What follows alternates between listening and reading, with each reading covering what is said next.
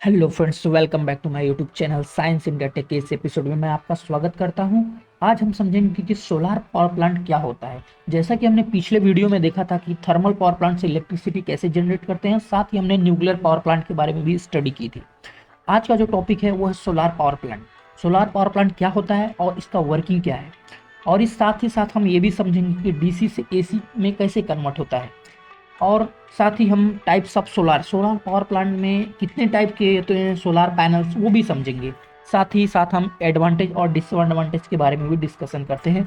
तो हम स्टार्ट करते हैं अभी।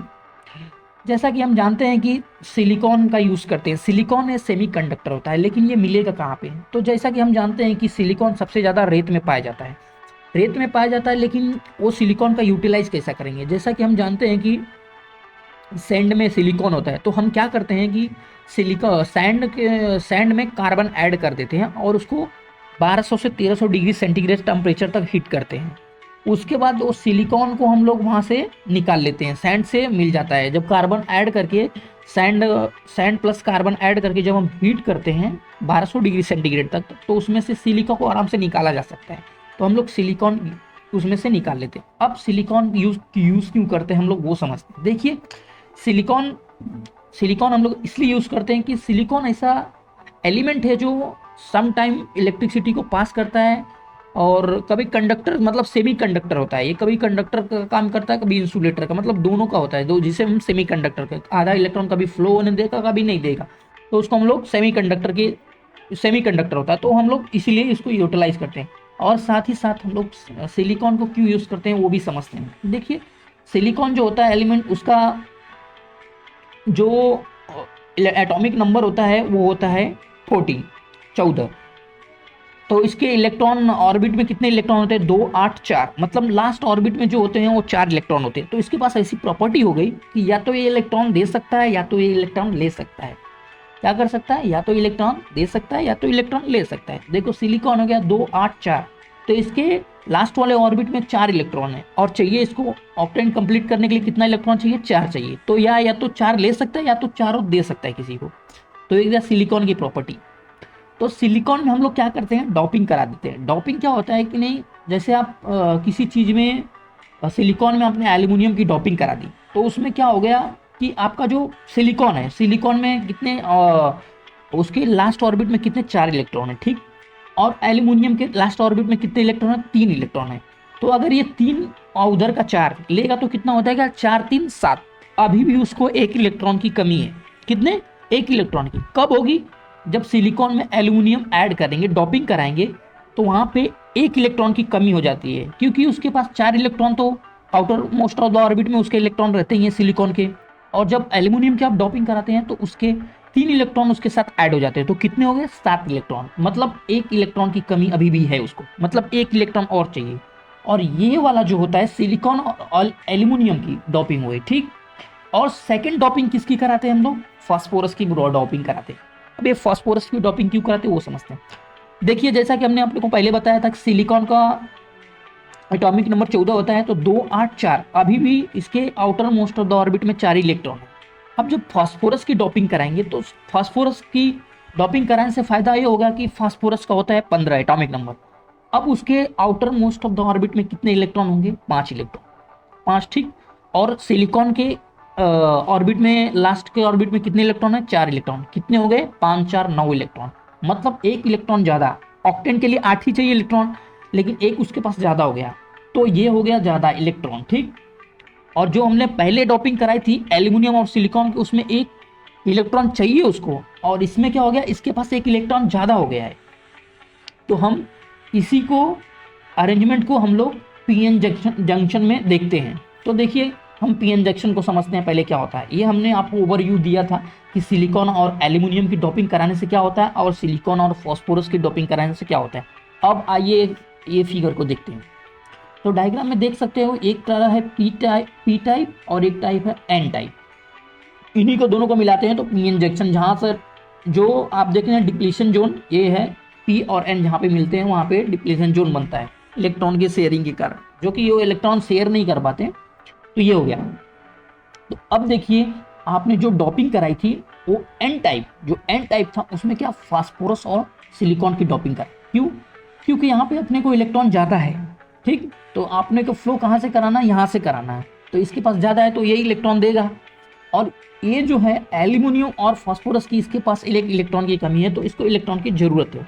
तो इस पे क्या हो जाता है, पॉजिटिव चार्ज हो जाता है, क्योंकि इस पे अंदर कमी है एक इलेक्ट्रॉन की, तो इसके ऊपर पॉजिटिव चार्ज होगा। किसके ऊपर? ये वाला जो एल्यूमिनियम वाला डॉपिंग कराया आपने, एन टाइप, एन नहीं, पी टाइप। और एन टाइप में क्या होगा कि ये नेगेटिव इलेक्ट्रॉन, तो नेगेटिव चार्ज होता ही है, तो इस पे एक और इलेक्ट्रॉन एक्स्ट्रा हो जाता है। अब हमें समझना है कि ये प्रोसेस शेयरिंग कैसा होता है। अब इसके अंदर तो इलेक्ट्रॉन हो गया, ठीक, अब ये तो चाहेगा कि नहीं इसके साथ बॉन्ड बनाए, अपना ऑक्टेन कंप्लीट किया जाए, तो ये यहाँ से मूव होता है पॉजिटिव वाला, कहाँ से, एन टाइप से, और इधर से पी टाइप का। तो ये यहाँ पे जो एरिया आप देख रहे हैं डिप्लेशन जोन बन जाता है, क्योंकि ये लोग शेयर करना चाहते हैं लेकिन इलेक्ट्रॉन जा नहीं पाता है। अब ये हो गया।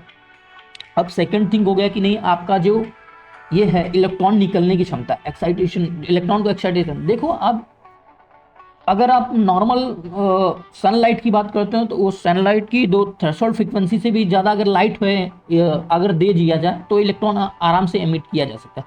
तो मोस्टली ये समझ सकते हैं कि एकदम छोटा सा जो अगर तो सनलाइट, नॉर्मल सनलाइट भी अगर पड़ेगी ना तो आराम से इसमें से इलेक्ट्रॉन निकल जाएगा।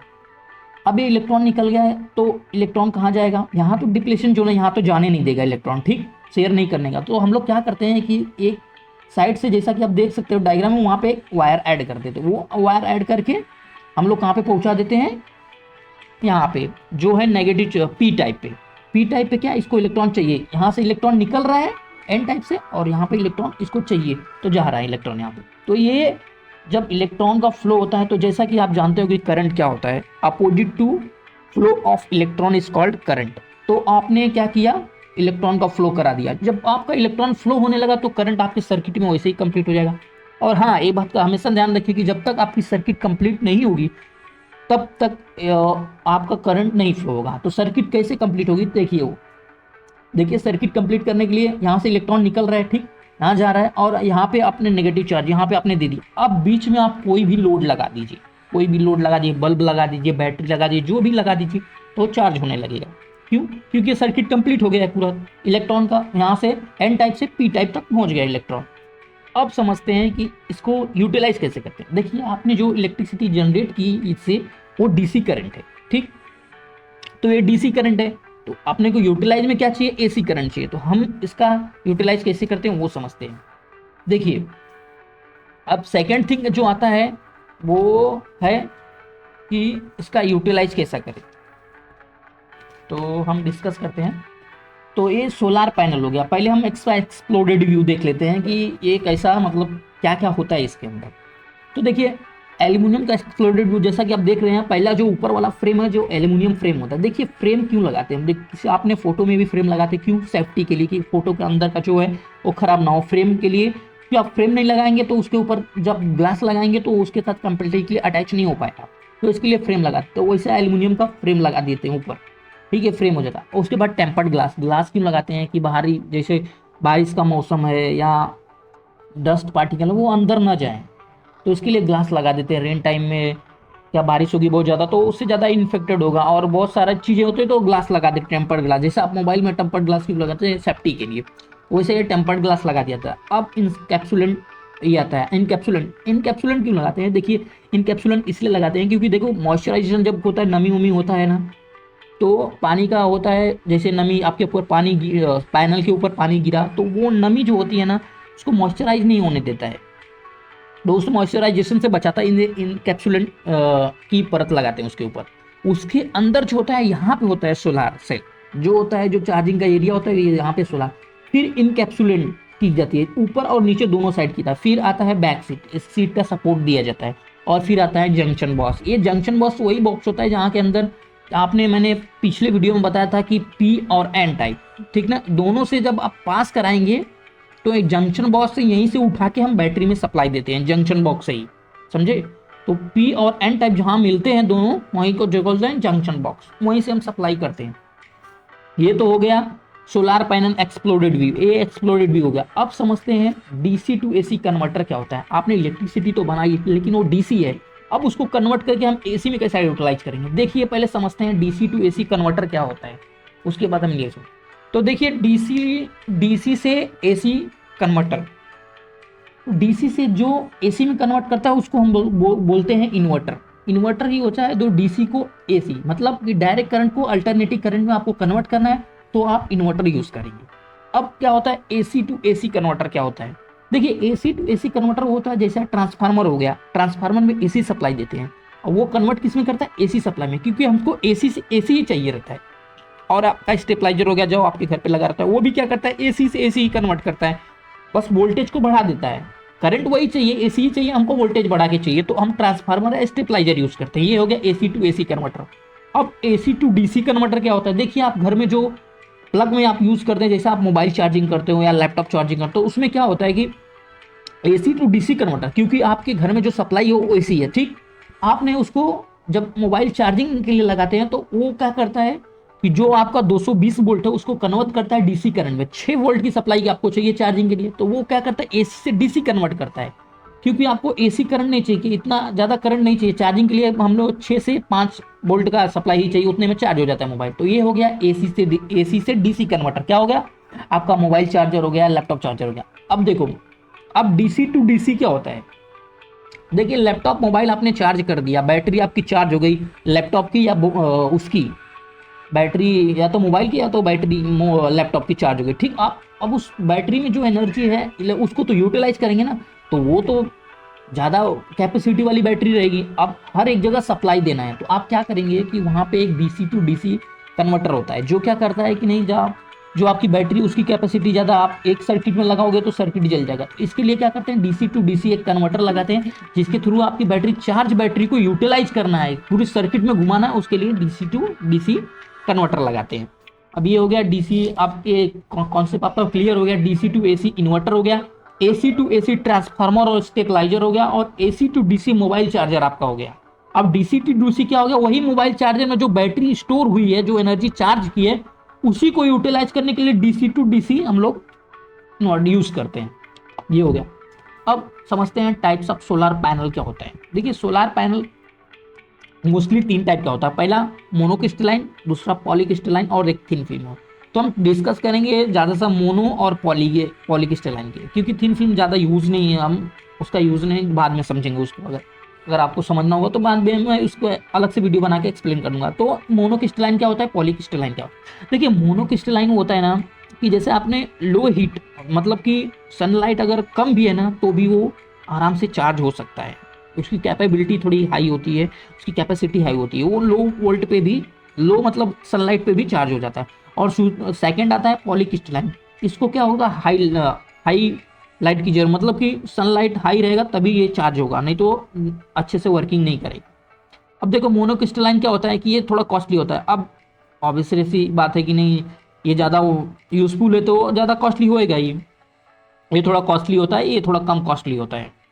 और यूज़ की बात करें, ये क्या होता है कि नहीं, जैसे आप यूटिलाइज के ऊपर है, आप कौन सा यूज़ करना चाहेंगे। देखिए मेरे हिसाब से तो मोनोक्रिस्टलाइन जो होता है ना और पॉलीक्रिस्टलाइन दोनों सही है, बट आपके यूटिलाइज के ऊपर है, जैसा कि आप कौन से प्लेस पे हैं वो डिसाइड करता है। आपके यहाँ सनलाइट हमेशा है, मतलब हमेशा पड़ती है, मतलब कि 24 अगर आप 8 घंटे में देखा जाए तो अगर सनलाइट के हिसाब से ही आप उसको यूटिलाइज कर सकते हैं। जैसे सनलाइट आपके अच्छी सनलाइट है तो आप मोनोक्रिस्टलाइन यूज़ कीजिए, या तो आपके पास सनलाइट बराबर नहीं है या प्रॉब्लम हो रही है ऐसे एरिया में हो जहाँ पे, तो वहाँ पे आप वो यूटिलाइज कर सकते हो पॉलीक्रिस्टलाइन। तो आपके ऊपर डिपेंड करता है कि मोनोक्रिस्टलाइन लेना है कि पॉलीक्रिस्टलाइन लेना है, ये इसके ऊपर डिपेंड हो गया कि नहीं।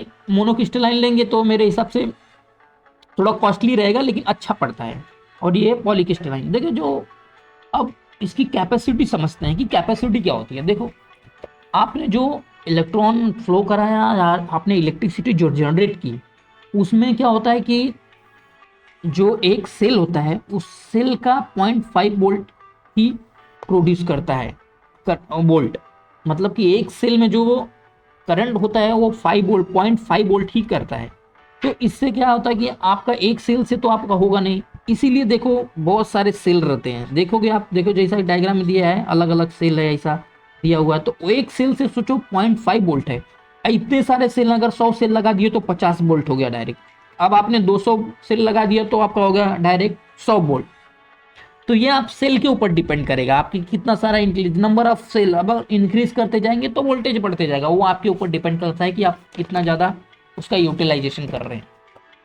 अब सेकंड थिंग आता है कि इसका डिसएडवांटेज क्या है, एडवांटेज क्या है। तो पहले समझ लेते हैं इसका डिसएडवांटेज क्या है पावर प्लांट का। देखिए, इसको तो हम लोग जानते हो कि नहीं 24 घंटा तो यूज नहीं कर सकते, जितना टाइम लाइट रहेगा उतने टाइम ही वो वर्किंग करेगा। और मेंटेनेंस में भी इसका मेंटेनेंस करना पड़ता है, जैसे ये डस्ट विस्ट बैठ जाता है और रेन के टाइम में वो काम नहीं करता है, बारिश में तो वो ज़्यादा काम नहीं करेगा क्योंकि सनलाइट अच्छे से पड़ेगी नहीं उसके ऊपर।